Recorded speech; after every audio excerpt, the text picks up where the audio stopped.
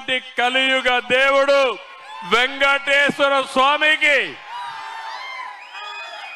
ఏం తమ్ముళ్ళు విన్నారా మీరు? ఏమమ్మా విన్నారా మీరు? ఏ నెయ్యితో నైవేద్యం ఇచ్చారో చూశారా మీరు? ఏమమ్మా అవునా కదా?